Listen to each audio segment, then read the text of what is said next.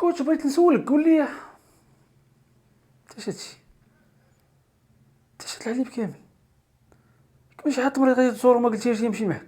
تلا صاحبي شنو المريض. تلا كنوجد واحد الفيديو على هادشي ديال الحليب والانواع ديالو، فهمتي بعدا ولاو بزاف الانواع. وجدت شي فيديو باش الناس يفهموا كل نوع علاش كيصلح وشنو المشاكل ديالو، كعارف. انواع ديال الحليب اوه تا ما الحليب تا ولاو فيه انواع. وراه من نهار قالت كنمشي عند الملحان وكيعطيني السيطرة الحليب كيعطيني السيطرة الحليب. شي دابا الا مشيتي للسوبر مارشي غتلقى حليب كامل الدسم وحليب خالي الدسم وحليب نصف الدسم وحليب اللوز، وهاللي كارطونتو حمراء وهاللي كارطونتو زرقاء تا ولا تيتلفوك. اي على هاد الحفلة ديال الحليب والله خا الوقت الا خسرات الوقت خسرات نقول لك شوف الوقت خسرات و خاصنا نحيدو من هنا الوقت خسرات ما عندنا ما نبقاو نديرو هنايا. شحال هادي كانت الامور بسيطه حليب معروف دابا تا الحليب داروا فيه الماركات والالوان لا حول ولا والله الا زعما الوقت خسرات. والله ما كذبش يا بيض، والله ما كذبش. داكشي بغيت ندير هاد الفيديو باش نشرح للعائله الامور كيفاش خاصها تكون، وشنو هي الحاجه اللي مزيانه اليوم والحاجه اللي فيها قوه الهضره بلا قياس، نصحيهم مع بعضهم منا. هادشي علاش بغيت نصاوب هاد الفيديو نيت. لا مزيان لا مزيان العائله ديالنا والعائله الله يعمرها راهو العائله ديالنا شرح ليهم ووريهم انا نقول لك ها هي راه كنوصيهم باش يديروا لايك ولابوني وداكشي وتوريهم وري الناس وري ليهم لا وري العائله وريهم الحليب اللي مزيان واللي ما مزيانش ليهم. يلا قضي غرض سير وياه وحيد خليني نكمل الخدمه ديالي بلا ما تبقى مبرس ليها راسي. هي الاولى وريهم ها انت شوف ما مرتك ما والو ها انت ملي تسالي التصوير الله يحفظك حليب اللوز كيقولوا عليه حلو انضخ الله يحفظك. سير قال لك حليب اللوز حلو، اني فضيحه هادي.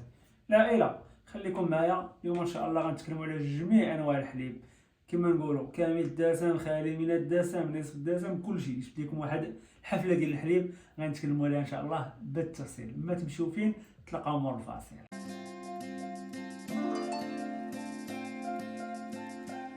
العائلة السلام عليكم اش اخباركم ناشطين ماشطين نتمنى يا ربي تكونوا بخير وعلى خير. اليوم ان شاء الله غادي نفصلوا في جميع انواع الحليب اللي كتعرفوها واللي ما كتعرفوهاش. اليوم ان شاء الله بغيتكم تخرجوا من هذا الفيديو ما عندكم حتى شي حاجه ما مفهوماش على الحليب بجميع انواع ديالو. فاللي مطلوب منك خلي واحد اللايك خلي شي كومونتير زوين بارطاجي هذا الفيديو مع الناس اللي كتعرف باش يفهموا الحليب شنو واقع فيه اكزاكت ويعرفوا اللي صالح لهم واللي ما صالحش لهم. ودابا نطلقوا ونبداو باول حاجه اللي هو الحليب العادي. الحليب العادي اللي كنمشيو ناخذوا من عند مول الحانوت ديال 4 دراهم. هذاك الحليب شنو هو هذاك واش كامل دسم خالي من الدسم شنو البلان ديالو؟ هذاك العائله هو الحليب في الشكل ديالو العادي اللي كيتسمى كامل الدسم. بمعنى كامل الدسم يعني جميع الدهون راه فيه ما حيدنا منه حتى شي حاجه. كما خرجناه من البقره درناه في ديك الكرتونه وشيبناه لك اللي هو هذا العائله. غير هو هذا العائله ماشي ديال 4 دراهم، هذا كما نقولوا المعقم. هذاك لو اش تي هذا تيكون معقم. شنو هو الفرق بيناتهم؟ هذاك ديال 4 دراهم عنده نهار ولا يومين كما نقولوا كيسالي تاريخ الصلاحيه ديالو. هذا حيت معقم كتكون مده الصلاحيه ديالو اكبر كتوصل حتى 4 شهور 5 شهور. هذا هو الفرق. ولكن هذا راه ملي كتحليه كما نقولوا اللاقه ديالو حتى هو راه كيولي الصلاح ديالو 3 ايام ما كيفوتاش. الا فات 3 ايام صافي راه ما بقاش مزيان خصك تحيدو. يعني الفرق فين كاين هو المده الصلاحيه كتختلف. ولكن هذا كمثال على الحليب كما نقولوا كامل الدسم. هذا الحليب العادي اللي كناخذوا من عند البقره اللي شنو هو فيه الدهون ديالو فيه البروتين ديالو فيه السكريات ديالو. واش من سكر بالضبط اللي تيكون في الحليب ديال البقر؟ هو سكر لاكتوز. مزيان اللهم بارك. فاهمين العائله؟ اذا الحليب العادي سواء هذا اللي كيكون معقم سواء العادي ديال 4 دراهم هذاك هو الحليب الكامل الدسم اللي فيه جميع المكونات الحليب ما ضفنا ليه حتى شي حاجه. يعني هنا اليد البشريه باقا ما دخلاتش فيه باقي ما حيدنا منه ما زدنا ليه باقي كيما هو كيما خديناه من البقره بالسكريات اللي فيه اللي هي اللاكتوز بالبروتين اللي فيه نوع البروتين سميتو الكازين بالدهون اللي فيه زائد الفيتامينات والمعادن اللي فيه. صافي امورنا ترونكيل الله يعمر عطار حليب عادي باقي ما درنا حتى شي تغيير هنايا. مزيان هذا هو الحليب العادي كامل الدسم. مزيان. ولكن الجديد العائله كان هو الحليب خالي من الدسم او بدون دسم. فشنو هو الفرق بين هاد الجوج هادو؟ العائله الامر بسيط. هاد الحليب كتعرفوه بزاف معروف عند صحاب شكون؟ صحاب الريجيم. صحاب الريجيم كياخذوا هذا العجب هذا، علاش؟ كيقول لك حيت فيه لي كالوري قلال، وهذا هو اول سبب علاش حيدوا منه الدسم. لان ملي حيدوا منه الدهون ولات الطاقه ديالو، يعني عدد السعرات الحراريه اللي في هذا هو النص ديال هذا. هنا غيبان لكم من خلال الجداول اللي حطيت لكم هنا الفرق بيناتهم. زائد شنو عاوتاني غيبان لكم الفرق في الجدول هو ان هذا حيدوا منه الدهون كما كتشوفوا صفر دهنيات، هذا باقي فيه الدهون 3 غرام ديال الدهون في كل 100 مليلتر. مزيان. اذا الفرق ما بين الحليب كامل الدسم والحليب الخالي الدسم شنو هو ان هذا الحليب حيدوا منه الدهون. شنو بقى فقط البروتين، وبقى شنو عاود سكر اللاكتوز. داكشي علاش شحال من واحد كيشرب هذا كيجيني كيقول لك حليب خفيف بزاف كيجي بحال الماء، حيت الدهون حيدوه. الدهون يعني اللي كنقولوا هي اساس ديال الحليب تحيدات. دابا غنتكلم لكم على هذا الحليب العائله بالتفصيل. شنو مشكلتي انا مع هذا الحليب هذا؟ الصراحه عندي معاه جوج المشاكل. المشكل الاول هو ان حيدوا منه الدهون. علاش وديها تحيد لنا منه الدهون؟ الدهون صحيه، الله يعمرها دار. علاش انت بغيتي تحيدها منه؟ شنو دارت ليك؟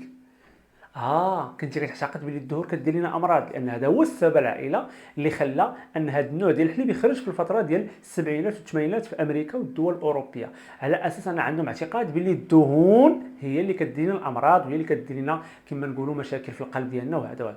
من بعد ملي غيعرفوا بلي هذه المعلومه غلطه كما نقولوا غادي يبقى عندنا هذا، ولكن شنو اللي غادي يخليه يبقى هو ان صحاب لي كالوري، صحاب السعرات الحراريه اللي كيعتمدوا على حساب السعرات الحراريه، هذا الحليب السعرات الحراريه اللي فيه اقل من الحليب اللي تكلمنا عليه كامل الدسم، الحليب العادي اللي فيه الدهون.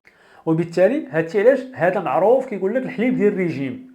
معروف هذه القضيه كتسمعوها حليب ديال الريجيم، خذ الحليب ديال الريجيم هذاك الاحمر، ما هذا اللي معروف بزاف.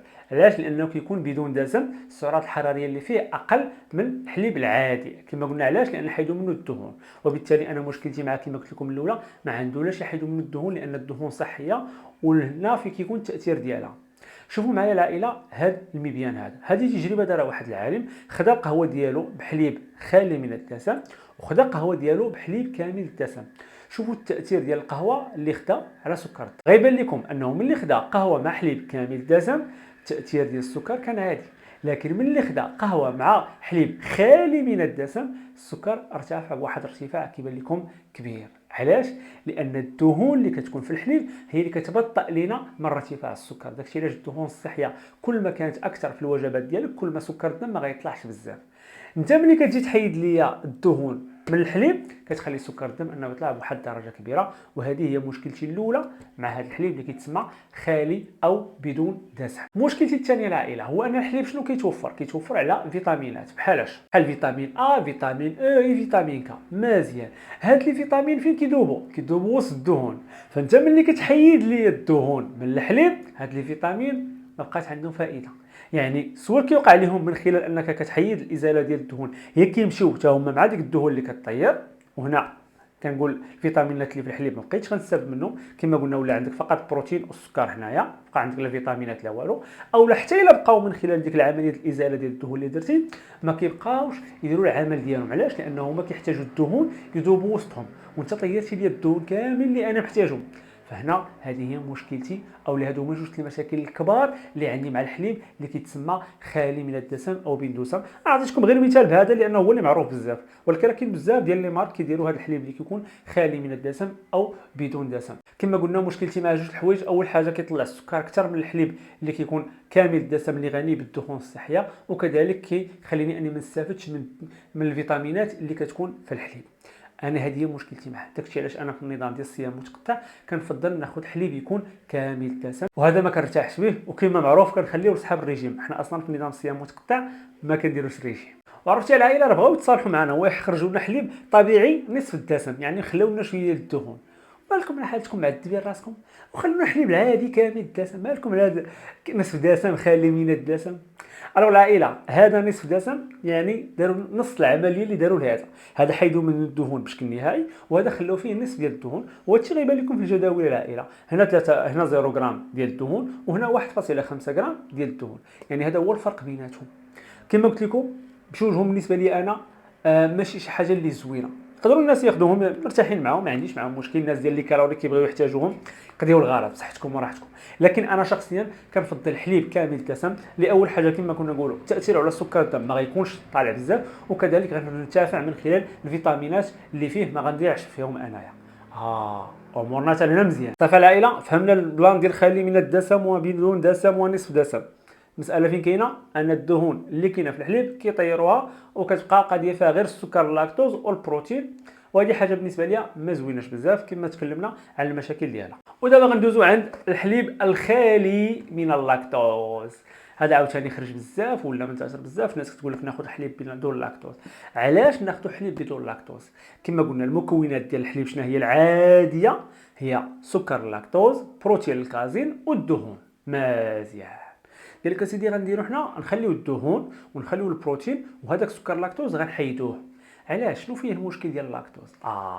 ودابا حال معايا ودنك وركز معايا مزيان في هذه النقطه اللي غنتكلم معاك فيها دابا. دابا حنا ملي كناخذوا حليب عادي اللي فيه اللاكتوز، سكر اللاكتوز مثلا، شنو كيوقع؟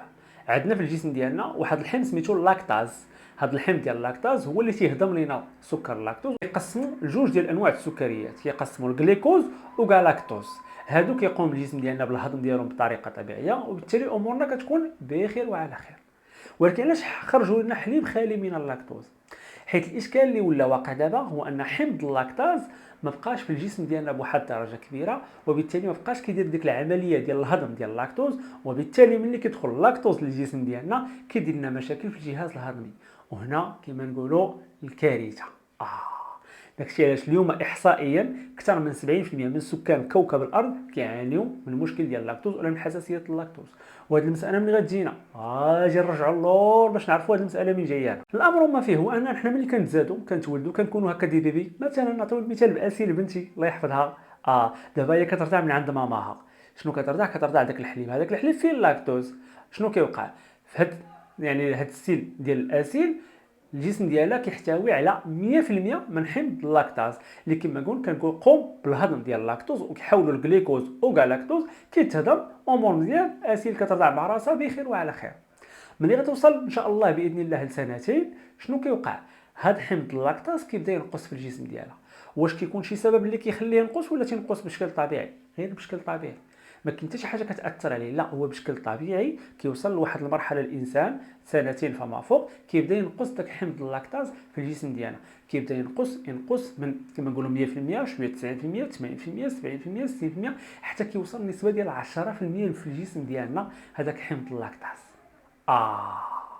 وبالتالي الجسم ديالنا ما كيبقاش قادر على التفكيك والهضم ديال سكر اللاكتوز، وهادشي علاش خرجوا لنا حليب بدون لاكتوز. فهمتيها؟ نعاودها باش تستوعبها. ملي كنكونوا صغارين كيكون عندنا حمض اللاكتاز اللي كيهضم لنا اللاكتوز اللي كيكون في الحليب بشكل طبيعي. غير كنبداو نكبروا هذا الحمض ما تيبقاش. علاش؟ بشكل طبيعي هكا ربي خلقنا. ملي كنبداو نكبروا كنفوتوا عامين حمض اللاكتاز كينقص في الجسم ديالنا حتى كيولي كما نقولوا منعدم اولا كيبقى واحد 10%، وبالتالي كتولي عندنا مشكله مع سكر اللاكتوز، كيولي الهضم ديالو صعيب. فبالتالي هما باش قال لك اسيدي نعاونوكم غنخرجوا لكم حليب خالي من اللاكتوز. داكشي علاش شحال من واحد كياخذ ملي كياخذ حليب عادي يقدر يجي رادياغي. عندي خالتي سميه تحيه ليها، للاسف جاتها جرثومه المعده بحكم انها كتشرب غير الحليب، ما كتشرب لا اتاي لا قهوه، كتشرب الحليب، وكان السبب ان دارت لها جرثومه المعده. علاش؟ لان هذاك كما نقولوا داك الحليب سكر اللاكتوز اللي في الحليب بقى كيادي لها في الجهاز الهضمي ديالها حتى سبب لها مشكل ديال جرثومه المعده. وبزاف ديال الناس عندهم جرثومه المعده غير بسبب الحليب والمشتقات ديالو. علاش؟ لان الجهاز الهضمي ما بقاش عنده حمض اللاكتاز اللي غيهرس لك داك سكر اللاكتوز اللي نتايا كتشرب الحليب وكتاكلو من خلاله. من تما خرجوا لنا حليب خالي من اللاكتوز، يعني هذا الحليب فقط فيه البروتين وفقط فيه الدهون. نورمالمون هو هذا ياك هادشي اللي خصو يكون. ما ان حيدوا منه سكر اللاكتوز كيقول لك خالي من اللاكتوز، يعني خاصو يكون فيه في القيمه الغذائيه ديالو الدهون والبروتينات. غادي نجيو للدهون 3 غرام اللهم بارك، غادي نجيو لهذا البروتين 3 غرام اللهم بارك، غادي نجيو للسكريات غادي نلقاو 4.7 ديال السكريات. ياك حيدوا منه اللاكتوز علاش فيه 4.7 ديال السكريات؟ نورمالمون حيدنا منه السكر، ما خصهاش تبقى ديك 4.7. واش متفقين العائله ولا لا؟ حيت حيدوا منه سكر اللاكتوز. اذا العائله باش تفهموا هذه المساله هذه وباش تستوعبوها، هذا الحليب فيه سكر اللاكتوز ولكن زادوا ليه احماض اللاكتاز فولا يعني حليب سريع الهضم ولا سهل في الهضم بالنسبه لسكر اللاكتوز. داكشي علاش داروا لنا في العنوان خالي من اللاكتوز. علاش؟ لان زدنا فيه الحمض اللي غيهضم لينا اللاكتوز ولكن هو راه فيه اللاكتوز. وهذه طريقه ديال كما نقولوا ديال الماركه كيفاش تبغي تبين المنتوج ديالها، هي غتقول لك خالي او لا بدون لاكتوز ولكن للاسف راه فيه اللاكتوز غير هما زايدين ليه الاحماض ديال اللاكتاز. هي من الناحيه الصحيه راه ما داروا حتى شي غلط، ولكن راه كاينين الناس اللي كيعانوا من حساسيه مفرطه من اللاكتوز. الا قلتي لي انت بدون لاكتوز وهو فيه اللاكتوز تقدر يدير ليه المشاكل. لان من خلال البحث ديالي كنقول انا حليب بدون لاكتوز وملي كنجي في نسبه السكريات كنلقى 4.7 وهو ما ضايفين ليه حتى شي نوع ديال السكريات اخر، اذا كاين مشكل، كاين شي حاجه ماشي هي ديك. ملي جيت بحثت وقلبت اكثر لقيت بلي الحليب فيه لاكتوز غير هما ضايفين ليه حمض اللاكتاز اللي كيهضموا وبالتالي زعما راه ولا ترونكيل. وهذا الشيء باش سهلوا علينا كتبوا لنا سهل الهضم. سهل الهضم. علاش سهل الهضم؟ لان ضافوا ليه حمض اللاكتاز وبالتالي ولا الهضم ديالو ساهل وترونكيل بحال يعني عادي ما غيدير لك حتى شي مشكل. هذا من جانا حليب خالي من اللاكتوز او بدون اللاكتوز. راه فيه اللاكتوز ولكن غير زدنا عليه الحمض ديال اللاكتاز ولا سريع الهضم وهكا ما دارش لنا المشاكل. متفقين العائله؟ وهذا الشيء تاكدت عليه من انني خليت حليب اخر مثلا هذا عاوتاني حليب بدون لاكتوز ولكن الا جينا القيمه الغذائيه ديالو وجينا بلاصه السكريات غنلقاو 5 غرام. وكيفاش كتقول لي هو حليب بدون لاكتوز وكاينه 5 غرام ديال السكريات تما؟ ماشي تقول لي بلي راه فيه اللاكتوز غير حنا زدنا ليه احماض اللاكتاز اللي كتهضم لنا اللاكتوز وبالتالي ولا مزيان ولا سريع الهضم ولا الهضم ديالو مزيان ولا الله يعمر هذا. متفقين؟ ما عنديش مشكل. ولكن كنظن ان الناس اللي عندهم حساسيه مفرطه من اللاكتوز خاصهم يردوا البال مع جوج منتجات هما راه مزيانين. دابا انا مثلا باغي نصايب شي عصير د لافوكا ناخذ هذا الحليب هذا الله يعمر هذا. علاش؟ لانه ما غيديرش لي مشاكل لان فيه حمض اللاكتاز اللي غيهضم لي اللاكتوز لان ما عنديش اللاكتوز في الداخل في الجسم ديالي. ولكن الناس اللي عندهم حساسيه مفرطه من اللاكتوز ربما يكون عندهم مشكل. داكشي علاش انا بغيت ندير هذه الاشاره باش تفهموها. هو راه حليب فيه اللاكتوز واخا مكتوبه فيه بدون لاكتوز غير هما زايدين ليه احماض اللاكتاز اللي خلات الهضم ديالو يكون سريع وخفيف ما غيدير لك حتى شي مشاكل ملي غتشربوا في الجهاز الهضمي ديالك. صافي مزيان العائله؟ فهمنا حليب بدون لاكتوز علاش من يخرج؟ لان الجسم ديالنا ما كيتحملش سكر اللاكتوز. علاش؟ لان حمض اللاكتاز اللي غيقوم بالهضم ديالو ما بقاش عندنا في الجسم ديالنا. ملي كان عندنا عامين راه بدا كينقص حتى ما بقاش. داكشي علاش الناس اللي متبعيني من شحال هادي كنقول لهم سيادنا حليب راه خديناه ملي كنا صغار، ملي كبرنا ما بقيناش محتاجين الحليب. ما بقيناش محتاجين الحليب. الحليب خديناه ملي كنا صغار. غير هو لانه عادي اي بيزنس غيبغي يروج العمل ديالو ومن ثم كان الترويج على ان الحليب مهم وفيه الكالسيوم وخصكم تاخذوه وهذه رغم ان الاحتياج اليومي ديالك من الكالسيوم الا بغيتي تدخل الاحتياج ديالك من الكالسيوم خاصك تشرب على الاقل ايطرو الحليب. ايطرو الحليب في النهار باش تدخل الاحتياج ديالك من الكالسيوم، ماشي كاس لا ايطرو. كل نهار تشرب ايطرو باش يلاه تدخل الاحتياج ديالك من الكالسيوم. باش تعرف ان داك الكاس اللي كتشرب انت راه ما كيدير لك حتى الثلث ديال الاحتياج ديالك من الكالسيوم. ولكن كانت هذه طريقه باش انهم يقولوا لك علاش خاصك تشرب الحليب ويفهموك بلي خاصك تشرب الحليب رغم ان الحليب ما بقاش عندك الحق تشربه. علاش؟ لان حمض اللاكتاز اللي غادي يكسر لك داك اللاكتوز اللي في الحليب راه ما بقاش عندك ملي كبرتي ما بقاش. وهنا خاصنا كما نقولوا نسمعوا الجسم ديالنا ونسمعوا كيفاش ربي خلقنا وكيفاش خلق الاجسام ديالنا.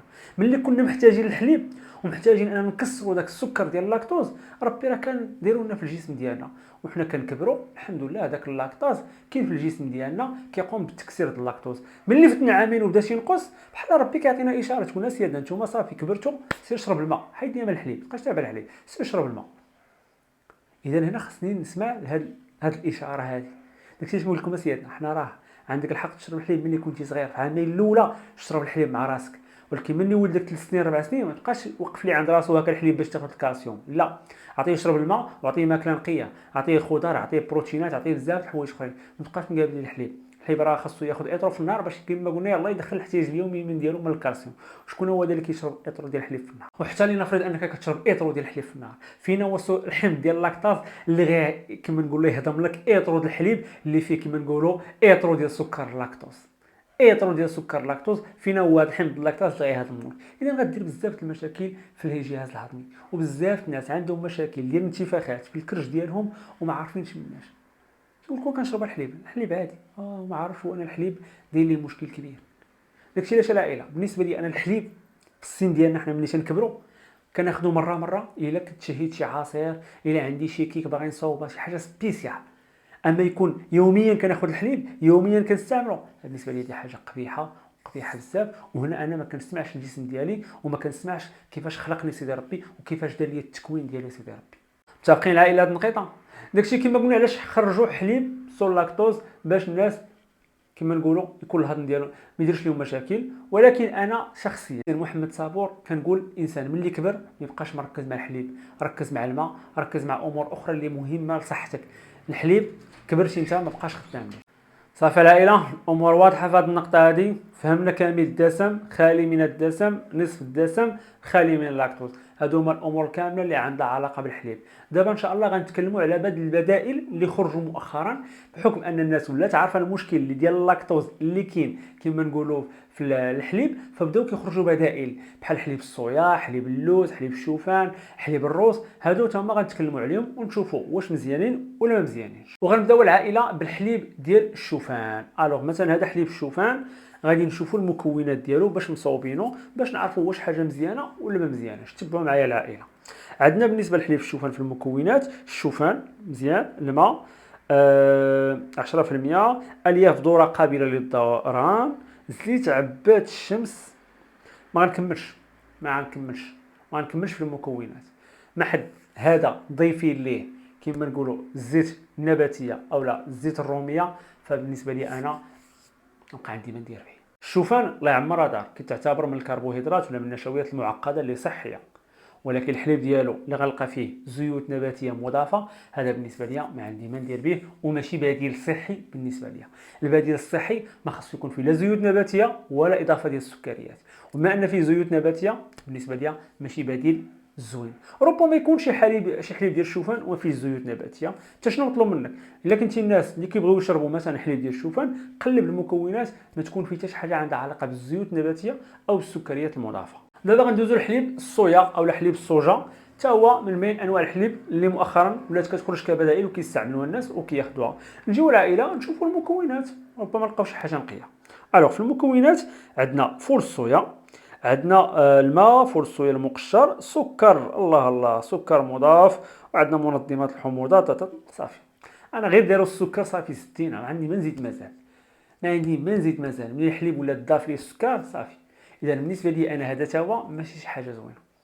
اي حاجه فيها مضافات ديال الزيوت النباتيه او ديال السكريات البسيطه بعدوا منها العائله، فهذا بالنسبه لي انا ماشي شي حاجه زوينه. حليب الصوجا ربما يكون حليب صوجا اخر ولكن ما فيش هذه المضافات مزيان، ولكن بما ان هذا فيه مشكل بعد منه. وانت دابا انا كنحاول نعلمك كيفاش تعرف فين كاين المشكل وفين ما كاينش المشكل. كنقرا المكونات باش نصاوب هذا الحليب ديال الصوجا، ومن ثم كنعرف واش الحاجه نقيه ولا ما نقياش. لا الا انا راه كنوريك غير لا مارك اللي مشيت قلبت عليها وهزيتها باش نقلب ونبحث لك هنايا. راه كاين دي مارك اخرين بزاف وكثارين.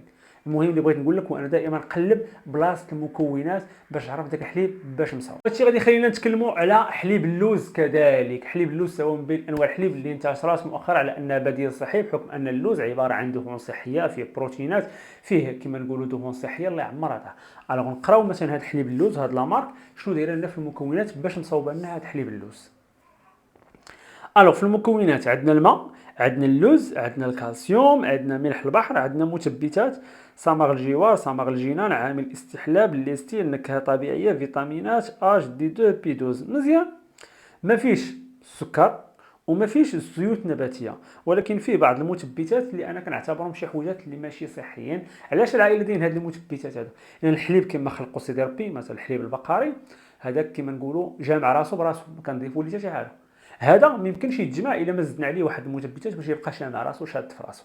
وكنتكلم على حليب اللوز، حليب الشوفان، حليب الصويا، كلهم هادو خاصهم مثبتات باش كيجمعوهم باش يبقاو مجموعين، لان انا ما داروش دوك المثبتات غيولي بحال الماء.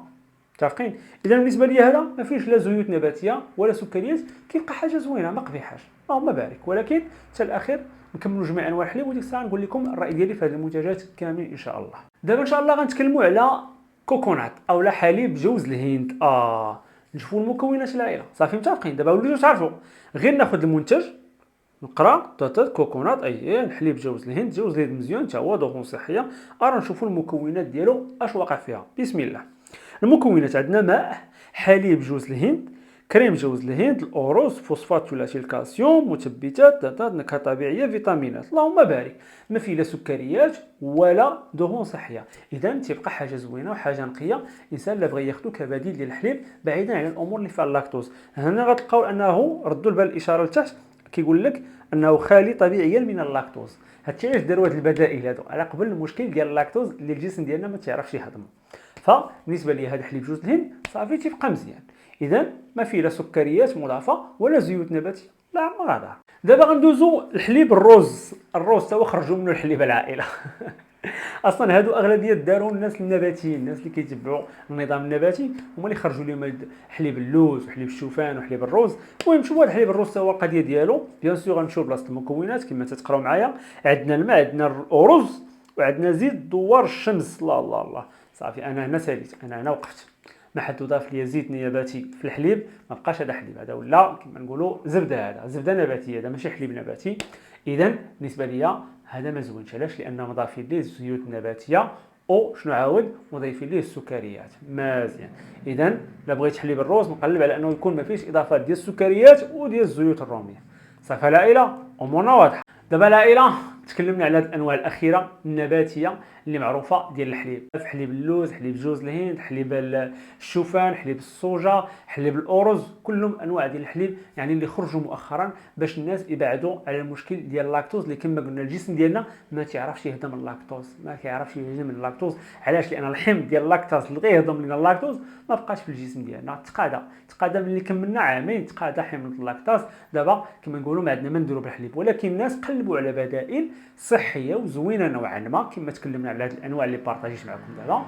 غير هو كيبقى السؤال واش هذه البدائل صحيه 100%؟ كما قلنا لا، لان كما شفتوا كاين اللي فيهم مضافات ديال الزيوت النباتيه وديال السكريات، هما بعدوا لنا من اللاكتوز وزادوا لنا مشاكل اخرى. ثاني حاجه، واش انا اليوم نبدا ناخذ اطرود الحليب ب 40 درهم ولا ب 35 درهم؟ حليب اللوز داير 40 درهم 50 درهم، ما نوتي شادنا بزاف. اذا انا رايي الشخصي العائله، هذا رايي الشخصي في المساله ديال الحليب كامله. انا شخصيا الا بغيت حليب نقدر ناخذ حليب كامل الدسم او ناخذ حليب خالي من اللاكتوز. الا بغيت ناخذ الحليب، الا رشقات ليا على الحليب، عندي هاد جوج حوجات. انا الحمد لله كناخذ حليب كامل الدسم، ما كيديرش لي مشاكل كبيره في كما نقولوا في الجهاز الهضمي ديالي، لان اصلا ما كناخذوش انا بشكل يومي، كناخذو مره لا بغيت ندير شي عصير ولا بغيت نصوب شي حاجه، يعني قليل فاش كنستعملو. ولكن هاد الانواع الاخرى كامله راه عمرني دخلتها لداري، ويلاه دخلت اليوم باش نصور لكم هاد الفيديو هذا. ما عمرني استعملت حليب اللوز ولا استعملت حليب الشوفان. انا كيبانوا لي هادو رفاهيات وزايدين كما نقولوا غير مظاهر، ماشي شي حاجه ديال الصح. الا تهيت حليب غناخذ حليب عادي، اما هو الاحسن بعد منه نهني راسي كاع. ولكن حليب اللوز حليب الشوفان هادو رفاهيات ولاو كثارين، فهمتي؟ فيهم بزاف كما نقولوا بالعربيه ديالنا فيهم التصاور، غير تصاور وصافي لا شيء، فهمتيني؟ حليب راه باين لنا هو الحليب فينا هو. تهيت حليب ناخذ حليب عادي كامل الدسم او حليب خالي من اللاكتوز. هاد البدائل الاخرى كتبان لي انا ماشي شي حاجه اللي زعما زوينه ولا شي حاجه اللي ناخذها ونخسر عليها الفلوس ديالي. انا بدل ما ناخذ اطرو ديال الحليب نمشي ناخذ كيلو ديال اللبن احسن ليا، فهمتيني؟ اذا بالنسبه لي هذا هو الراي ديالي الشخصي على العائله في هاد انواع الحليب كامل اللي تكلم عليهم. حليب الشوفان الروز هادشي كامل بالنسبه لي رفاهيه والثمن ديالهم بزاف ما يستاهلوش، وما عمرني خديتهم وما عمرني غناخذهم من غير هاد المره قلنا اللي صورنا فيها هاد الخير هذا.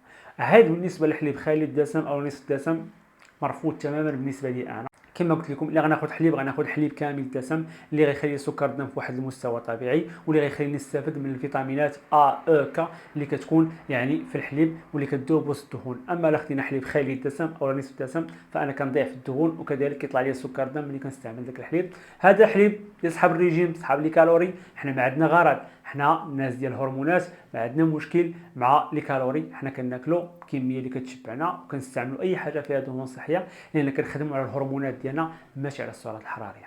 متفقين العائله؟ الامور واضحه. واش الامور واضحه؟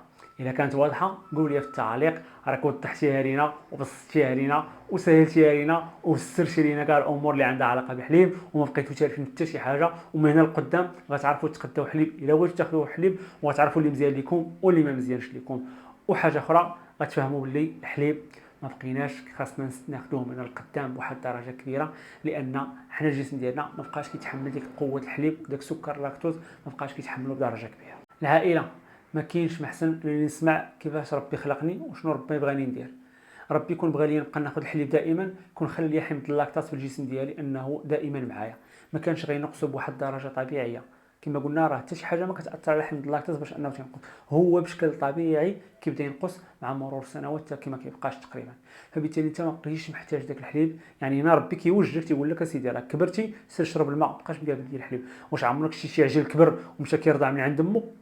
العجل الكبر كيمشي يشرب الماء العجله ملي كتكبر كتمشي تشرب الماء، ماشي كتبقى مقابله الدرع ديال امها ولا شي حاجه، لا كتمشي تشرب الماء. يعني البقر ملي كيولد كيمشي يشرب الماء، ما كيمشيش يشرب الحليب. متفقين؟ هادو امور اللي خصنا نستوعبوها بيننا وبين راسنا. الو العائله، هادشي اللي كاين. قولوا لي في التعاليق واش درت معكم خدمه نقيه ولا ما نقياش بالنسبه للحليب، امور ولات عندكم واضحه 100% ولا مازال عندكم شي لبس. الا مازال شي لبس قولوا لي في التعاليق شي نوع ديال الحليب نسيتو او شي حاجه مازال ما فهمتوهاش. ان شاء الله نديروا اللايف ديالنا القادم نتكلموا عليها ونشرحوها بطريقه اوسع وبطريقه افضل ان شاء الله. ايوا العائله، هذا هو جدي عليكم وهذا هو الفيديو ديال اليوم. تهلاو لي في راسكم، تهلاو لي في صحتكم، نشوفكم على خير، في امان الله.